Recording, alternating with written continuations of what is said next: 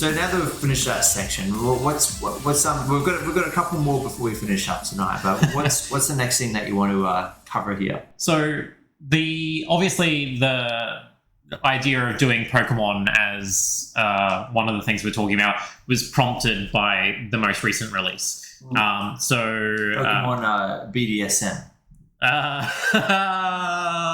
I don't think the Pokemon Company would be happy with you calling it that. Pokemon Company can come over here and say it to my face. Oh, they might. So Pokemon Brilliant Diamond and Shining Pearl, they're remakes of the Generation 4 games. People have been expecting these for so long. Like, they have made 2 generations of Pokemon before making a remake, which is just something that hasn't been done for ages, right?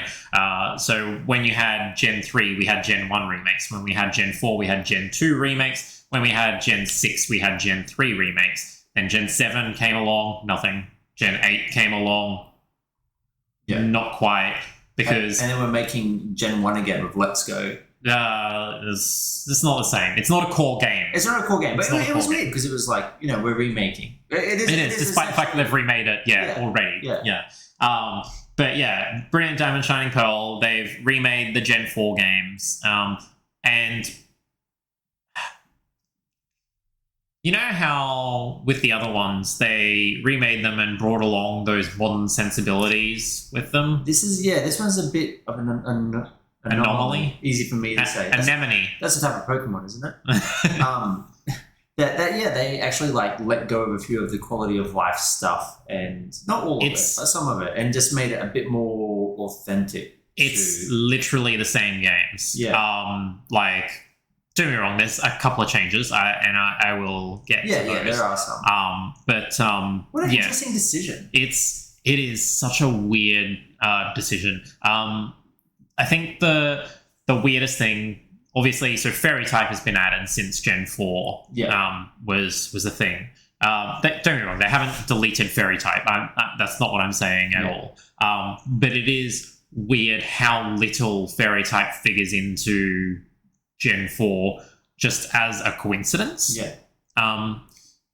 There are no Fairy type Pokemon in Gen 4 because they when they introduced Fairy type, they what's the word for going back in time and pretending something was always this way? Oh, retroactively. Thank you, retroactively. They retroactively made some Pokemon Fairy type. Yeah.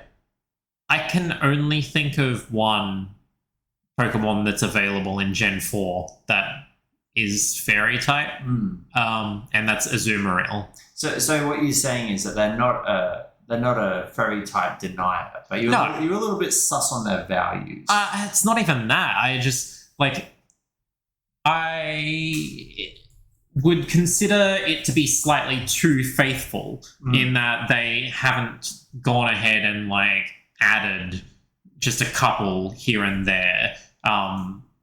Not of the newer Pokemon, but of the older ones that were retroactively made into Fairy types. I would have expected them to chuck them into the game somewhere just to say, hey, here's this thing as well. See how that changes how you play, right?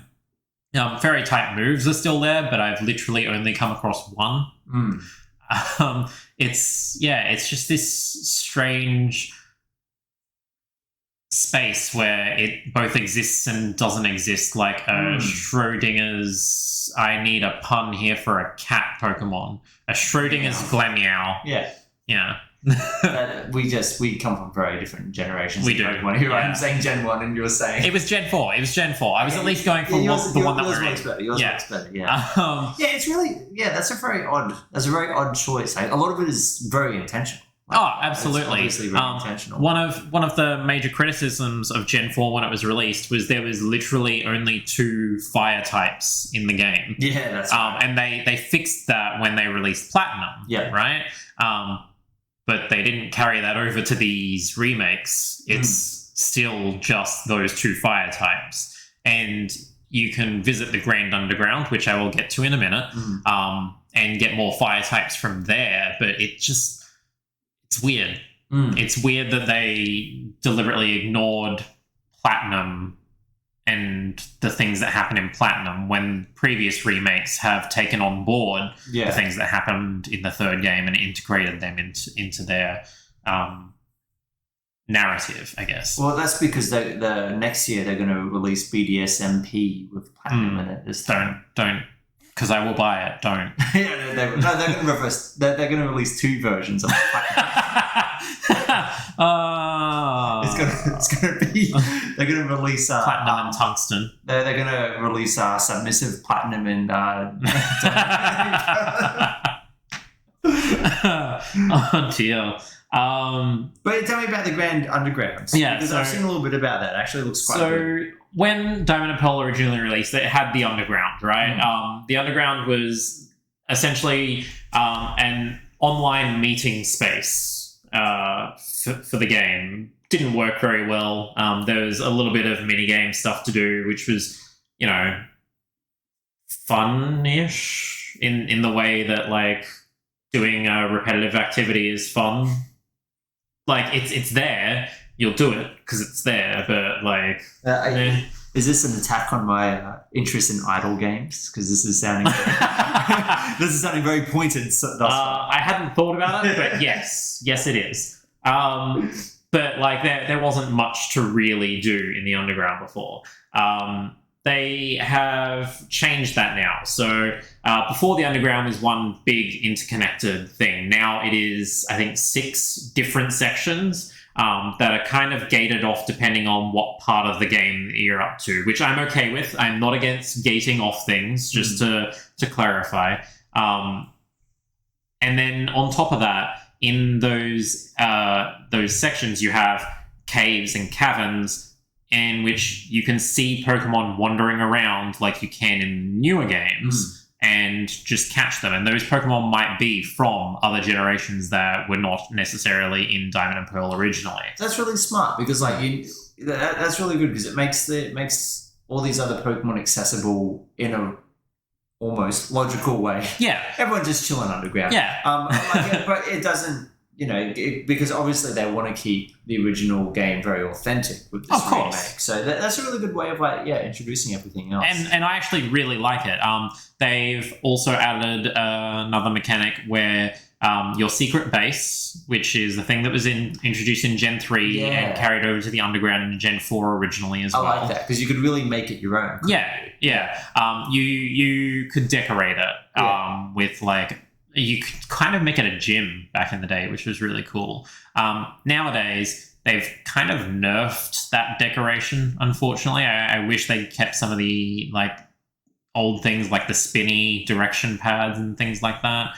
But yeah, now you just add statue decorations to your secret base. But those statue decorations change the types of Pokemon, or have the potential to change the types of Pokemon that appear in the caves and the caverns. That's cool. Yeah, and you don't just have to use your secret base. You can, if you go online, you can see other people's secret bases and use their statues to change what's around as well, which is a really cool way of getting the community involved together in participating and playing in this game. Yeah. I think that's genius for the current internet landscape way of doing it.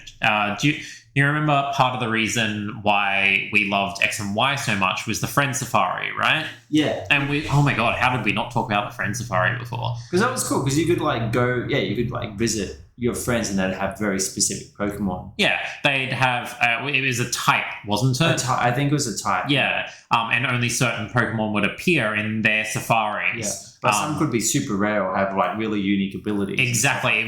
It was a way of getting the hidden abilities of Pokemon, and also the rare Pokemon there, including things like the starters from other generations. Yeah. It was a really clever way of having older Pokemon, hidden moves, all of that tied in together, and then tying that into the community. And they've done a sort of similar thing here. I can't say for sure because I haven't looked on the internet for any of this stuff yet. I'm trying to not spoil myself because I haven't quite finished Brilliant Diamond yet. But I suspect the Grand Underground is also where you get hidden move Pokemon as well. It would not surprise me to find that is a thing. Now, I have one issue with the Grand Underground. Mm-hmm. Despite this being a collaborative community thing, you cannot communicate with anyone in it. Ah, of course. Well, it's interesting because Nintendo has taken such a hard stance of protecting people, making sure that they can't talk to each other. So before you were talking about some of the sussy stuff that's been happening over in Smash. Yes. And as frustrating as some of these systems are, this is how Nintendo responds to it. This is how they protect the younger members of their community. I completely, totally understand. Could they have done it better? It's Nintendo. The answer is always yes. The answer is always yes. Always yes. So what I don't understand is how you can't just because from what I can tell, the people moving around the underground are live. You are seeing them participate live, right? In X and Y, the way to communicate with each other was via the on the bottom screen. It had that online connection thing where you could tap on someone's profile and ask to trade or battle with them or something like that. Open your gate, I'm coming in. Yeah, to the friend safari. Yeah, but you can't even do that in the underground. I mean, these people will be running around in a live space. But they might as well not exist then. You run directly through them. Yeah. You cannot interact with them in any way. Literally, it's just you can go into their secret base and turn on their statue powers or not. And it just feels so hollow and disappointing. But on top of that, and this is something that, off to no end this afternoon. So, I'm sorry, this is a bit of a rant. Warning. Warning. Pikachus are coming. Do you know the Pokemon Spiritomb? Yes. Okay. Oh, he had a ridiculous condition to make him even appear. Yes. Yeah. So in the original Diamond and Pearl, you had to find a particular item, put it in a particular place, go into the underground, and speak to 32 people. Yeah.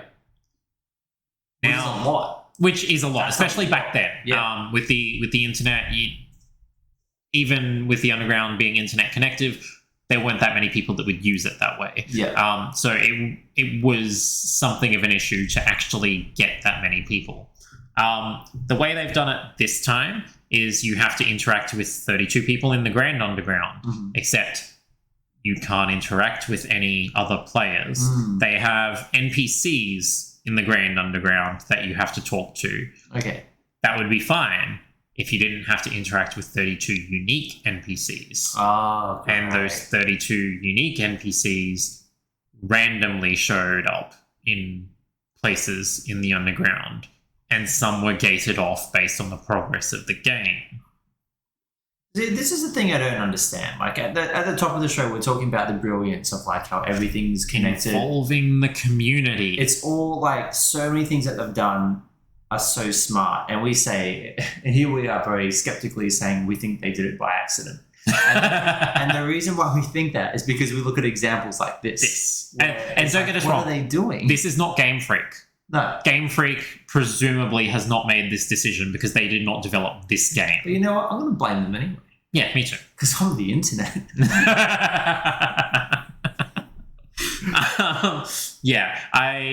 I went through a lot of trouble, hours and hours of farming NPCs to randomly appear today to get a Spiritomb. There's a chance that they might patch it. It's not. Fingers are very tightly. I don't know if they will, but there's a chance. I always think about all the people that say, "I really wish that there was a Pokemon MMO," but you don't understand all the bloody hangovers that this game's going to drag. I don't want an MMO at all, mainly because I don't want to pay a subscription to a game that I am almost certainly going to pay a subscription for. And you're going to have to pay for a separate subscription for Pokemon Bank. And I already am. So it works. So don't make me do that, please. And also, I just genuinely don't have faith that Game Freak can pull it off. Yeah. At all. I think you're not alone in that regard. But it's so frustrating. The fact that they had this opportunity to allow the community to band together to constantly interact with each other to get this one Pokemon where this is the only means of obtaining this Pokemon. And they just said, no. Yeah, very good. It's just insane. So what you're saying is that you love the new Pokemon remakes? Aside from that, I'm enjoying this way more than I enjoyed Sun and Moon or Sword and Shield. This is genuinely the best one they've released since X and Y. Oh, awesome. Yeah. Awesome. And that bodes well for the future then, sure. No, because Game Freak's developing new ones, not... Well, hope is lost. Yeah. But that said, this game is not involved in the competitive community at all. Why is that? Because it's not Game Freak developing it.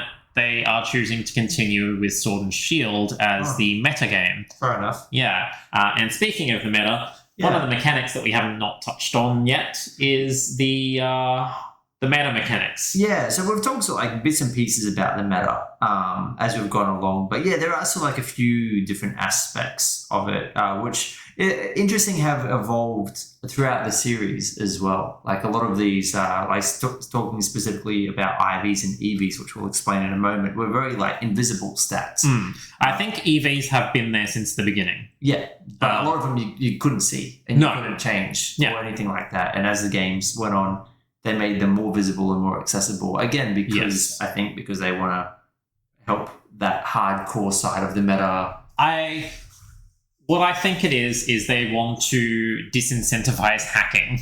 Well, that as well. True. Yeah. Because that's right. There was a lot of rampant, It was very, very bad. Around the time of Diamond and Pearl, actually. It was really bad where you could not trade online with someone because chances are the Pokemon wasn't legitimate. Yeah. Give a quick rundown on what IVs and EVs are without getting too wordy into it. No, it's a snapshot. So IVs are individual values. Think of it like DNA. It is the things that your Pokemon inherits from its parents. So essentially, the idea with individual values is to breed the best pairs of Pokemon together to end up with the best Pokemon. Yeah. Somewhat ironically, that has introduced incest into Pokemon. Nice. Because why not? This is the Game of Thrones. Well, this is the Pokemon mission statement coming to fruition. Like the game has always been about incest. You can't even finish. You're giving me a look right now. I'm like, what mission statement is this? You give me a hell of a look right now. But yeah, it's essentially breed Pokemon to get the best stats possible out of it. The way this works in the meta tends to be trying to get 5 out of the 6 stats as the best possible values that you can get for them. The reason being for that is one of your natures is going to, your nature is going to devalue one of your stats anyway, or maybe one of these stats isn't necessarily best for what that Pokemon can do anyway. So honestly, who cares? Why would you try reading for all 6 good stats? Yeah. Effort values have been, or EVs, I should say, have been around since... EV? Come on, there's a Pokemon called EV. Yeah, I know. What were they that's why they didn't call them that. We did. I'd like to buy an Xbox Series S. An X? No, an S. An S? Sorry, an a 1S? A 1S? Or 1X? Thanks, Microsoft. Branding, Pete. Branding. Yeah. Thanks, Game Freak. But effort values are essentially a value that your Pokemon gets for defeating other Pokemon. So say you defeat, and I don't remember exactly what stats are granted by which Pokemon, so I'm just throwing out random things here. Do not take me at my word. Say you defeat a Butterfree, right? You say Bidoof. No, Bidoof gets you nothing. It will never get you anything. Yeah, give up on Bidoof. Everyone give up on Bidoof, except everyone please go watch Pokemon Rusty on YouTube, because it's pretty funny. Effort values. Let's say you defeat a Butterfree, whether that be wild or a trainer Butterfree. your Pokemon gets 3 effort values towards special attack, I believe, for Butterfreeze. Again, don't quote me on that. You have a maximum of 255 points that any Pokemon can get in effort values as a total. So you have to split that up between your special attack, your HP, your speed, your defense, your special defense. Yeah. And it doesn't have to be all of one area. It can be like, it can be a perfect split, essentially perfect split. Yeah, you could have an even split if you like, all but in one area. It's again, well, you can't have it all in one area. Yeah. So I believe the max amount, and again, don't quote me on this because it's been a while since I've been involved in the meta. I believe the max amount you can have the max amount that is worthwhile in an effort value is like 56 or something like that. And after that point, you're not actually gaining anything from it. Yeah. It is not a thing that is visually counted in the game most of the time. No, you can't see it. Until many generations later. In Gen 6, I think it was Gen 6, you could start doing some mini games to train your effort values instead of just doing the Pokemon. But honestly, fighting Pokemon is faster. So much faster. What a random ass mechanic. Like Eevees in particular. The Ivies are like whatever, but Eevees, what? Like, considering that's been there from the start. It's been there from the start, yeah. Like, why? It's so it's just so strange. Do you remember the items, carbos, protein, HP up? Oh, that's Those are artificial means to get EVs. Okay. I think I only ever connected HP up with it because it was the only one that showed a visible gain to stats because HP has such a large range of numbers. It was the only one that ever really showed a visible gain to stats whenever you use the item. So as a child, I was like, well, this is the only one that does anything. Yeah. It just seems so odd. I'm glad it's there. Don't get me wrong. It's another layer. Yeah, it's like, well, to me, it's like tuning a car. Yeah, it's like, you've got the car, you know what it does, but you can like tune the tiniest little things for like a specific, like a course. There's a specific goal that you have in mind for it. But I just find it so like, I don't know, it just seems so odd. Like that and shinies are just like, this feels alien to Pokemon. It's like someone just kind of snuck it in and hoped no one would notice. I think it's like, it's one of those things that makes sense even. Like, if you presume Pokemon as real, right, it makes sense in some silly way, I guess, that training in a certain way would get you certain effects. Yeah. I don't necessarily equate that to which Pokemon you're versing. That doesn't necessarily make sense to me, but I can't imagine how else they would have integrated it into the first generation anyway. Yeah. So... yeah. These are things that you need to know if you're going to do competitive at all. And it's interesting because when it comes to like the competitive and like the meta, it's almost split into two, right? Because you've got the actual battling, but then there's so much time that goes into the preparation. Oh my gosh, like so much time. And it's not just this stuff as well. A lot of people that do competitive like to show off that they've done this stuff. Yeah. And they show that off by also breeding to get shinies with the perfect IVs. Yeah. You can go like all out. It's crazy. Yeah. But yeah, like think of it like this way. So like, say you want to get a meta. Like you've got this one Pokemon you want to use. You've got to get the right IV for it. You've got to get the right EVs for it. You've got to get the right nature for it. Like you've got so many things you need to do before you even start like leveling up or putting the moves on or like leveling up is the easiest part. Yeah, it's the easiest part. It's like it's quite extensive, and then you've got like these online these websites like Smogon where it's already ready for you and you just do the battling. It's really interesting. What's the so there is actually a website that people use to literally they can just put in their stats and it does check it. But yeah, they literally put in stats to just do battles. They don't even have to do the breeding or anything. I think that's Smogon, where it's just like the online, like it's just in browser. Oh, okay, cool. Yeah. I didn't realize Smogon did that. I knew I think- Smogon had like stats and Yeah. things like that, like There's best something like practices and things like that. But So- yeah, it's just interesting that there's like, because it is a lot of work. Like, I think that would scare off a lot of people.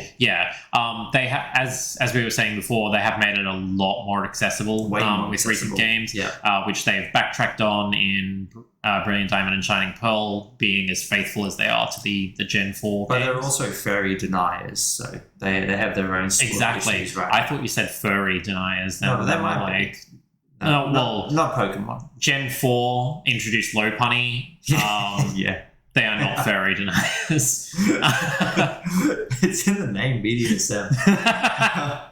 And I think that about covers everything, or at least most things that Pokemon itself introduced. But we have. And there's a lot, yeah. There's a lot. and There's like- a lot. How long have we been talking already about this one topic? I think about 12 minutes. 12 or 2 hours 20? Yeah, it's close. Yeah. And like it kind of, and it's very interesting because like again, so many of these are such small movements and such small changes. But And that's the thing. We are 25 years into this, and the gameplay itself, yeah, the loop hasn't changed. yeah, and for the most part, the loop works. Yeah. That's it. Like, I'm still playing the same game I played 15 years ago. Yeah, you sunk 400 hours into one version and you kept going. And Like, I'm playing it again. yeah, now. you're doing the remake of it. Yeah, And very little has changed. yeah, They made HMs not needed. yeah, That's the big change. and that is a good change. It is. It's arguably still could have been done better, but it is a good change at the very least. But yeah, that's all of the things that Game Freak itself has put into the game, and yet somehow that's still not everything there is to talk about Pokemon mechanics, because the community has built up in such a way over such a long time that there are now other ways to play Pokemon. Yeah, they said, screw you, we're going to make our own mechanics. Because Pokemon has never had a hard mode. Or, well, it had a hard mode once. Yeah, once. Once. Do you know which game that was? Black 2, White 2, wasn't it? I think it's just Black and White. Okay. Yeah. One of those. Yeah. But you had to beat the game first, and then you were allowed to play hard mode. And Just Nintendo thing. I don't even know what was different about hard mode. I can't for them. remember either. Yeah. But yeah, I just remember it existed. So it happened once, and they must have gotten metadata back showing that no one played it. Yeah. Because they have never done it again. And in fact, they've progressively made the games easier and easier since then. But the community said, well, if you're not going to do this, we're going to do this. Yeah, and we're talking specifically around the Nuzlocke challenge. Yeah, Nuzlocke and mode. I don't want to say this is a mod, right? Like, this is a fan-made game mode, but it's not a mod. It doesn't okay? change the game at all. It's like, it's akin to, because like fan-made game modes have existed for ages. Like you've got the classic ones like speed runs, like, and there's so many different expressions of it. Like the Super Mario 64 speedrunning community. There's so many different divisions. Gosh, yeah. Where it's like, do we want to do like glitchless? 100%. We're going for 100%. We're doing 70. We're doing like all these different things. Even going back to the Zelda games for ages, people would do the 3-heart run where they would refuse to, like, every time they no heart containers. Yeah, they get no heart containers, and a lot of those are just very self-imposed in the way where it just makes it harder, and then that's kind of it. But I feel like the Nuzlocke one is this very unique thing where it just exists in its own space. It is a community that is constantly evolving and changing, I would say. So for anyone who doesn't know, Nuzlocke is, first of all, a thing that came from a webcomic. Like, if you said Nuzlocke, I'd be like, yeah, I know that Pokemon. It's such a Pokemon name, isn't it? So, well, that's because it's partially a Pokemon name. Of Nuzleaf? Nuzleaf, yes. So the lock part of it comes from the character Lock in Lost, I think. Okay. Yeah, I know, right? It's such a random place to have come from. So the webcomic decided, like, when they were doing this self-imposed run that this person created, one of the major storyline arcs had a Nuzleaf that for some reason had a lock-like face. What? Yeah, I know. Talking to the main character after that Pokemon had passed away, right? And that's where the term Nuzlocke has come from.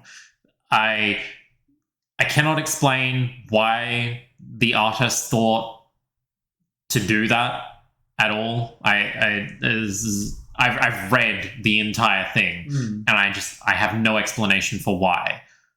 I like it, but I just have no explanation for why. But for what a Nuzlocke actually is, I am literally taking from the Bulbapedia here. Any Pokemon that faints is considered dead, and it has to be released or put into the storage system permanently. Never allows to use it again during the run. And that's good because that actually creates a game over state. It does. Yeah. Because you can fail a run. You can fail, which in Pokemon games you literally can't do. You can run out of money and still just be sent back to the Pokemon Center because Pokemon Centers are free and this is a socialist state. Yeah. Well, it's because it's based in Australia. They've got good healthcare. Yeah. That's how this works. But that's not all there is to Nuzlocke, right? So the player is only allowed to catch the first wild Pokemon encountered in each area. So that creates a second fail state. So because there is a limited number of routes, you can only catch a limited number of Pokemon. So even if all of your Pokemon faint from one team, you grab your second team, they all faint, you grab your third team, you're probably out. Like, yes, a full team wipe does not necessarily mean you've lost your Nuzlocke run because you still have more Pokemon. But you are going to run out of Pokemon. That's how this one works, right? Now, these are not necessarily enforced, although technically none of this is enforced. But there are some other rules. The player must nickname all of their Pokemon. Do you know why this is? I really like that. It's because so you grow more attachment to them, isn't it? Yes, yeah, that's literally it. I think that's smart. It was in the original webcomic too. He nicknamed all of the Pokemon so that he could form emotional bonds with them, and if they died, it's genuinely devastating. Yeah. I have tried to run a couple of Nuzlockes now. I think I'm on my fourth. First one failed miserably. Running Gold and Silver, I failed at Azalea Town. Second one, I beat Black and White with the Nuzlocke run, but I was over-leveled like crazy, so it really doesn't count, right? The third one I'm still in the middle of. I'm playing Omega Ruby, Alpha Sapphire with it, and I'm taking my sweet time so that I make sure that I'm not over-leveling any of my Pokemon before I get to any of the gym leaders, because I am trying to make sure I do this correctly. And the fourth one, Brilliant Diamond and Shining Pearl, just came out, and I was like, first run through, I'm just going to do it as a Nuzlocke and see how I go. It is impossible in Brilliant Diamond and Shining Pearl to not overlevel yourself.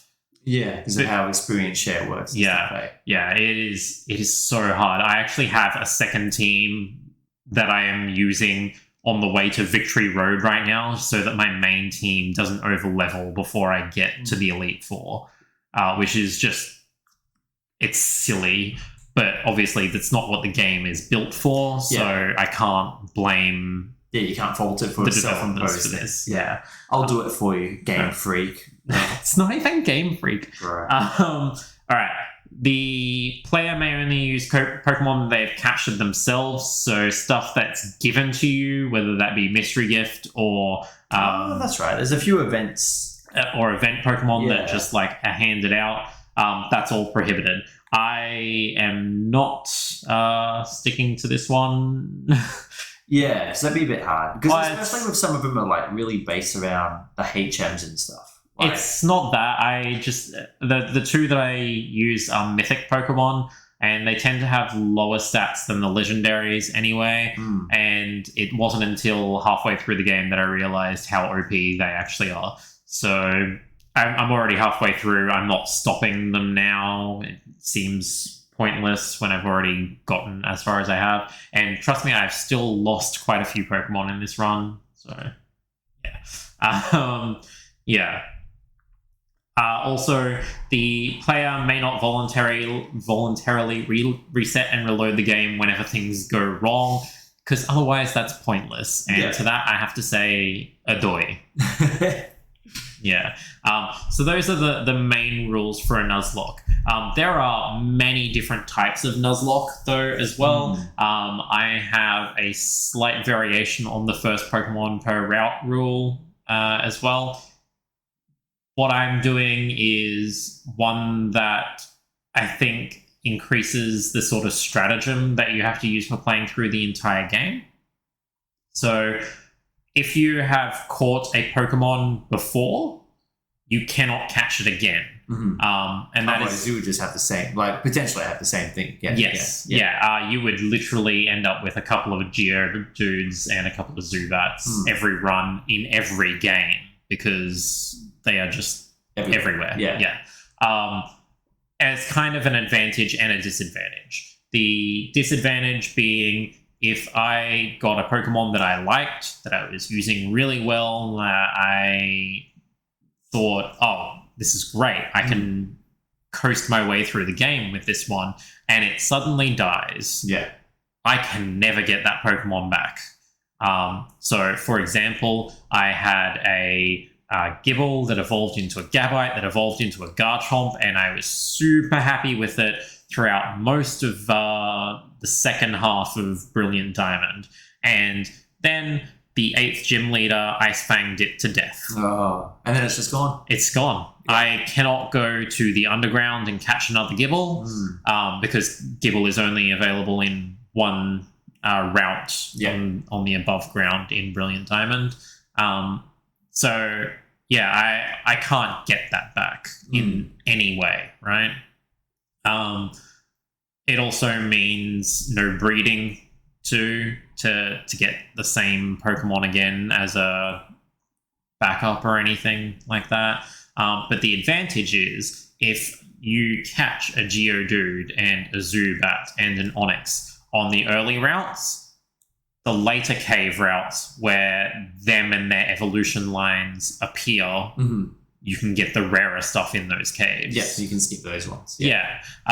So I think there's a bit of tactics to it, which I think changes how you play, almost sort of hoping you get the common stuff early game, just so that the rare stuff is available to you late game, because those tend to be more powerful Pokemon too. It's really interesting. Like, I've never done a Nuzlocke. I've heard of it. I know of many friends that have done them. But it kind of reminds me of like back when we were kids, and you'd only get a couple of games a year, maybe even one game a year. And you would find a way to just like really, really stretch it. And I know that especially with some, like a game like Perfect Dark, I would create all these like my own game modes with my friends because I just keep playing this game to death, and I just create all these like new self-imposed rules and just like these really, really wacky things. Yeah, it really reminds me of that. Just like in more recent stuff, surprisingly, I hadn't even connected this until reading an article today, actually. Halo has skulls. They're a collectible that you can find throughout the game, right? But they're like really ridiculously hidden. Yeah, they're ridiculously hidden, but that's not the self-imposed part. The self-imposed part is then they add modifiers to the game. So you can choose to activate skulls to play the game with less bullets. Yeah, that's right. Or less HP, or lower gravity, maybe. Yeah. I don't know. Like, there are all these ridiculous things that you can do with the skulls that don't have any tangible benefit to doing for yourself other than to add to the fun.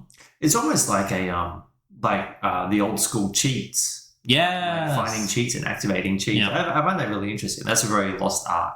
Oh, I miss cheats. You have to buy cheats. Where's Big Head mode? I know. CK mode's so good. But yeah, I thought it was worth bringing up Nuzlocke's because they are such a persistent thing across all generations now. Yeah. Every Pokemon game, people will run Nuzlockes, and it's become such a huge thing in the community. With the release of Brilliant Diamond and Shining Pearl, I follow a couple of YouTubers or Twitch streamers that do streams, and they were all running Nuzlockes because no one's interested in just a regular playthrough. Like, you have to do something interesting. Yeah. So you have to do something interesting for the viewers. And then it creates interactivity with the viewers as well, because you have to nickname these Pokemon. Well, what should I nickname them? Yeah. Like, how silly can I make this? What can we get away with? Yeah. Chat, tell me, chat. It really is like the perfect storm for so good. Twitch. Yeah, and given that like these games have the mission statement from the beginning has been get people involved in socializing together. Yeah. The fact that we've come around to this with a fan-made type, like a fan-made game type, has come around in its own community. Like, I'm saying this just completely wrong, but I think you understand what I'm trying to say. It's almost like the perfect storm in a way. How like Pokemon is, it's just basic enough that like people can add their own like game modes onto it, but at the same time still falling in line with that mission of like, not so much you've got to catch them all, but just like the spirit of it and just like the community aspect. I think it's in many ways, Nuzlocke is the perfect storm in the way that Pokemon as a phenomenon was a perfect storm and just seemed to take over. So it's really interesting to me that Game Freak hasn't like actually added this to the game in some way. And I am not a legal person. I'm not a lawyer. That's what they're called, I hear. I think so. Yeah. So I wouldn't know the legalities of them taking a fan-created mode and making it official. Surely they could take a mode. They might have to change the name. Yes, yeah, they definitely have to change the name. But remember, Dota was a mod on Warcraft 3, I think. Yeah, something like that. Yeah, then now Valve owns that somehow. Yeah. And Blizzard had to create Heroes of the Storm instead for the same game. Make another one. That's true. Yeah. So it is like one of those murky, grey legal areas, I think. But it does blow me away that with the demand there for it, that the Pokemon company doesn't do something to put it in the games proper. I'm not saying they'd want to officially acknowledge, you killed this Pokemon. It's dead now. Yeah. It's dead. I'm not saying that, but like they could even like send it back to the box in the PC, or like literally a locked box. Yeah, like I don't see why that couldn't happen. Yeah. So yeah, it is just this weird state where Pokemon, as Game Freak as a company, refuses to really acknowledge this fan-made mode in any way. But so much of their business somehow relies on it as well, because the older fans who grew up with this basically need this to continue enjoying the game. Yeah. So, yeah, it's weird. It's very interesting. Well, just to kind of wrap it all up, what would your takeaway be from here? Because obviously there's a lot of systems. We're talking about a series that's like 25 years old. So much. So much. But I think that there's a lot of different directions that you can take from this. Yeah. So building systems on systems to add complexity, I think, is a good takeaway from this. So it's not about making the most complex integrated one level system. It's about, here's one small system and we're going to add another small system on top of that then multiplies that, and then add another small system on top of that then multiplies that. I think that's a good way to look at building game design, especially in RPGs, which is what I want to build, right? I have like sketched out those systems myself already, but I probably need to look back over them to make sure that I'm not complicating things that don't need to be as complicated as they are. Because Pokemon shows that the community will get the complexity they need out of it themselves. Yeah. Right? Yeah, I think for me, something that really stands out is just the importance of having a good solid base. Because, like, as we said, there's these few aspects in the core games, and they're from the beginning. They're here now, 25 years later. It's just so important to get that goal, to get that mission, to know what you're doing, and just like make that foundation as good as you can, and then like from there you can build and build and build.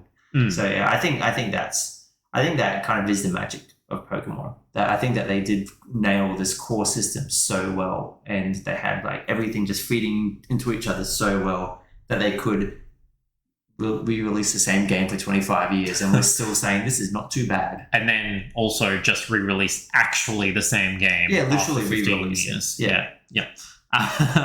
Yeah. So let's talk about what we're doing next fortnight.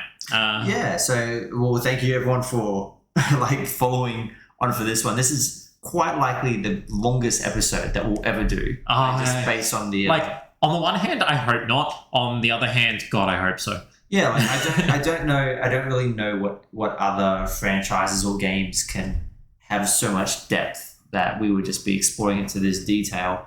But yeah, for next time, it'll be something much more on the shorter side, where we look at the best-selling new IP JRPG of all time. You know what I'm talking about? Ring Fit Adventure. What? Look at the stats. It's true. It's the best-selling new IP JRPG of all time. That's a lot of letters in there. But if you can decipher what I'm saying, you will find nothing but truth. No. What? Yeah, it's scary. Oh my gosh. I know. All right. Numbers don't lie, and they spell disaster for you at sacrifice. No, hang on. No. Oh my god. I think we are literally just going to leave that there. Thank you for listening all the way through this 2.5-hour epic. Enjoy the rest of your day or night or whatever, wherever you are.